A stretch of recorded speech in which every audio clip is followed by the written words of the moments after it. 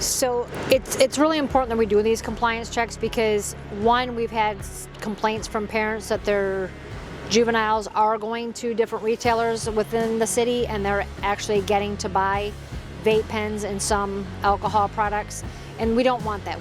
We want to make sure that these kids are not able to buy what they shouldn't have in their hands. And yes, we understand that if kids want it, they're going to get it at some point, but we don't want it to be happening with our retailers within the city limits.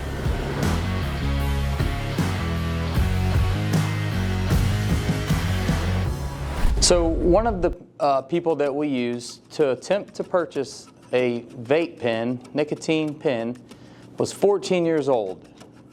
We did not dress her up in any way to look older. She looks 14 years old. She walked in this establishment. She asked to buy a vape pen. The clerk did not even ask for her age, didn't ask for ID, and sold this vape pen to this child. That's the problems that we're having. We want businesses to come in this city and we want them to be successful, but we want them to be in compliance. If you're going to sell alcohol and you're going to sell nicotine, you have to obey the law so parents can rest assured at night that their kids are not going to be able to go and just buy a vape pen.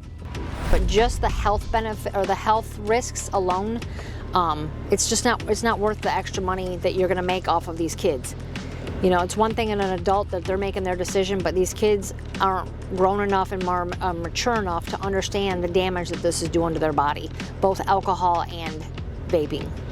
Our juveniles, our undercovers, their jobs are, the young ones, their job is to go in there with money and ask for the products that we're trying to keep them from getting.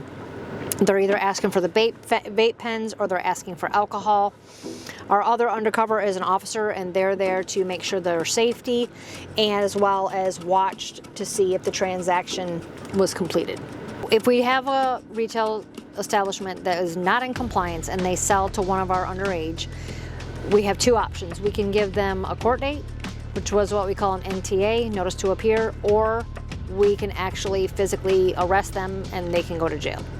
Our goal is not to take people to jail unless necessary. If they've done it before, then obviously that they're going to be arrested for that. If they've never done it before and we've never had any issues with them, it's their first time, we try to do the court date. We're trying to educate, we're trying to get them to learn and it become a habit of always asking for ID before selling either one of these things to anyone. So we have a sergeant on scene that oversees the operation, and she is there, or he is there, to assure that the safety of the members involved are coming in and going out safely. And then if the business is compliant, we also walk back in, shake hands with the member, and tell them that they were in compliance. And we actually thank them and say, you know, thank you for asking for the ID or asking for the age and denying the request of purchase. Hi, sir. I'm Sergeant Schwartz with Lake Wales. We are going around to different retailers and making sure that everyone is compliant with asking for ID and checking ages. Yeah, and you did that and you did great. Thank you. You were in compliance. You didn't sell. Small kids come and... That's awesome. Good job. Oh, thank you. I appreciate You did a it. great job. I don't know who is she, but I'm so feel bad that why you come here.